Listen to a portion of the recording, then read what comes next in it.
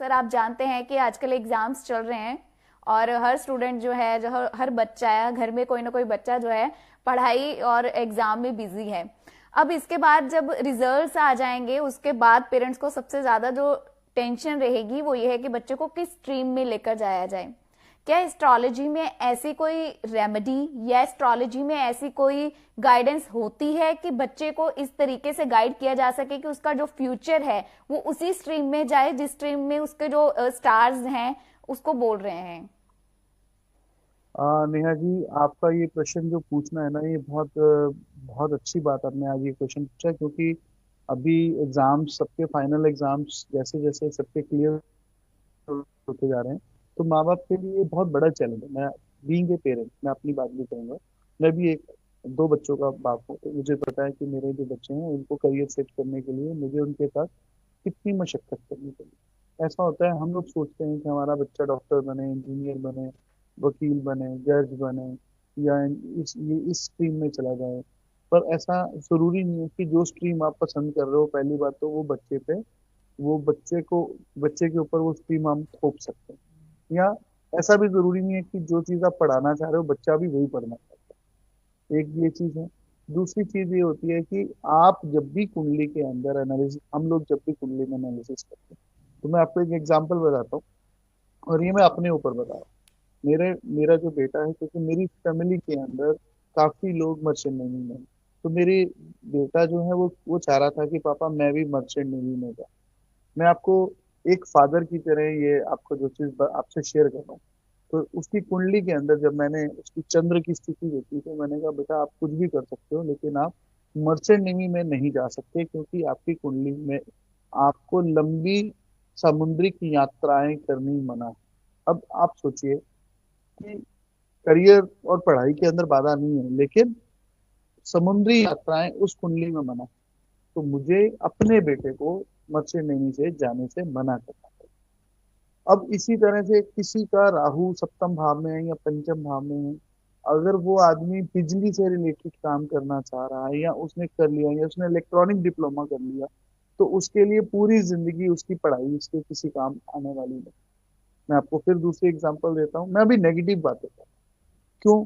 क्योंकि मान लीजिए कोई इंसान की कुंडली के अंदर चंद्र ग्रहण है, और वो चंद्र ग्रहण जब भी आता है हमारे पास, पिछले हम कई सालों से आज इस पंजाब केसरी के मंच पे एक नेशनल इस प्लेटफॉर्म पे हम लोगों ने हजारों कुंडलियां देखी हैं।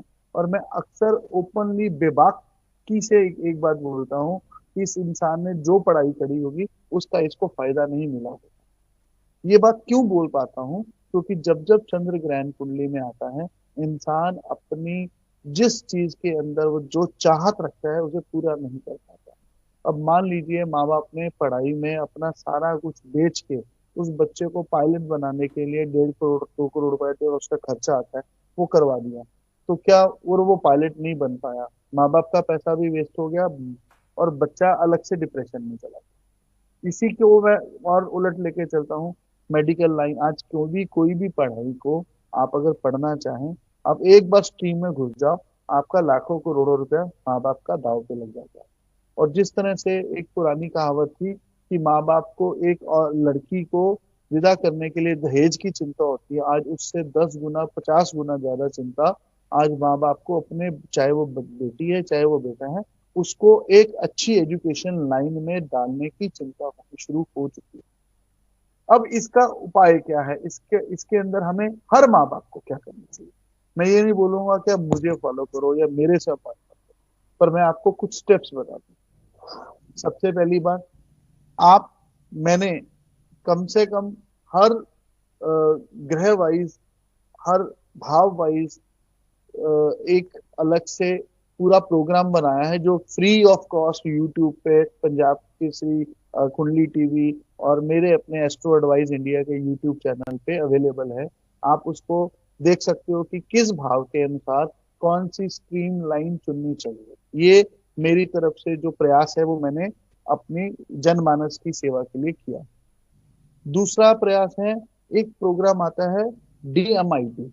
डीएमआईटी, उसका आगे विश्लेषण मैं आपको बताऊंगा तो थोड़ा आपको डेमोग्राफिक टेस्ट जो है वो आपको याद करना मुश्किल रहेगा, लेकिन DMIT, आप इसको ऑनलाइन सर्च कीजिए, हमारे सेंटर में इसकी सुविधा है।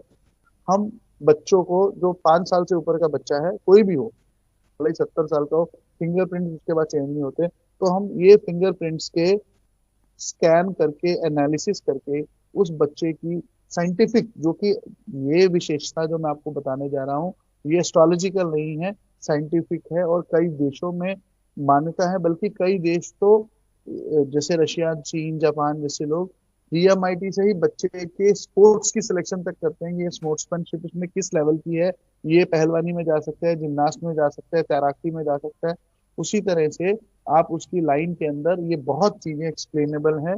वहां पे हमारी एक पूरी टीम है जो पिछले 15 सालों से ये सब कुछ कर रही है।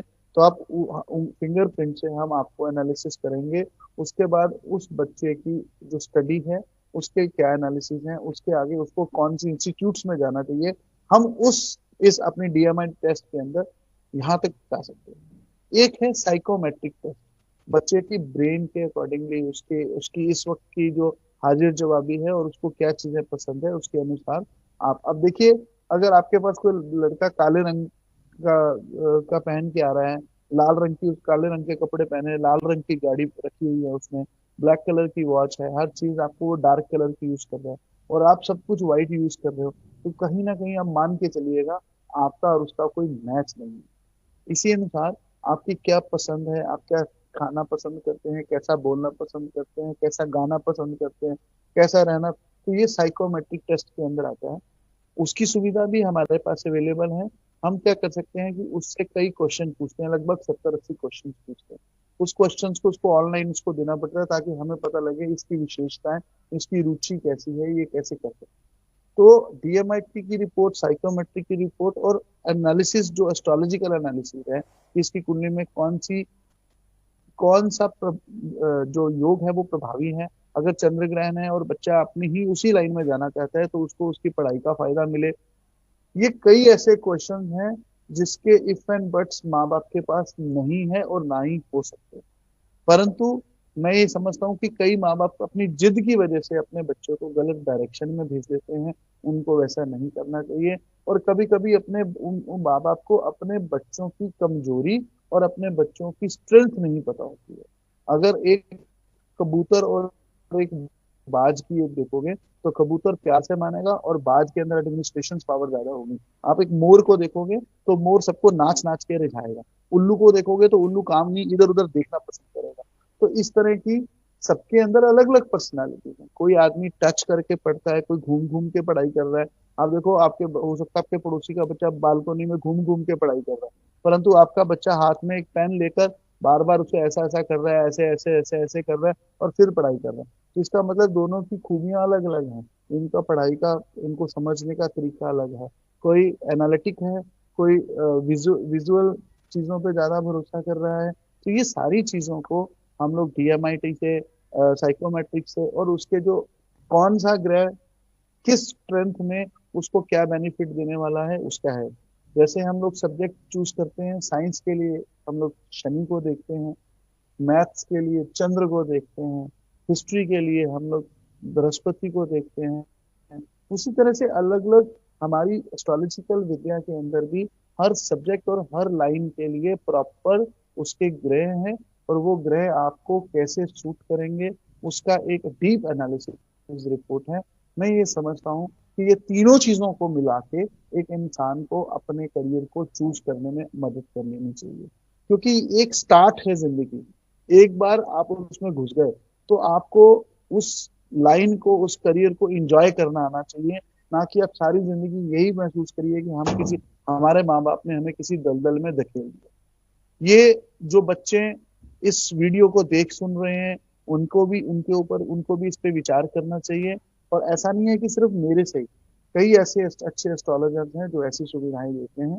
मैं भी देता हूँ, मेरा सेंटर भी देता है, और भी लोग देते हैं। परंतु आपको समझ सोच विचार कर अपना करियर सेलेक्ट करना चाहिए। और अगर आपकी कुंडली में किसी तरह की ग्रह या बाधा है या ग्रहण योग है, तो उसका उपाय आपको समय समय पर करते रहना चाहिए। अगर किसी भी तरह का आपको मन में वहम हो, तो मेरे पास ऐसी सैकड़ों कुंडलियां हैं जो मैं आपको उनसे मिला सकता हूँ। जिन्होंने अपनी जिंदगी को बेहतर बनाया इन सर्विसेज से। और आज वो बच्चे आईपीएस, आईएएस, मजिस्ट्रेट, अच्छे लॉयर, अच्छे वकील, अच्छे डॉक्टर या अच्छे बिजनेसमैन हैं। और उन लोगों को शायद उनको ये गाइडेंस की ने उनको मदद की उनका ये करियर सेलेक्ट करने में। नेहा जी, मैं समझता हूँ इतनी बातों को आपके माध्यम से मैं अपने सभी श्रोताओं तक पहुंचा पाता हूँ। इसके लिए मैं आपका, इस पंजाब केसरी के इस मंच का, इस कुंडली टीवी का, सभी का मैं धन्यवाद करता हूँ। और आशा करता हूँ आपको मेरी ये बात पसंद आई। जी।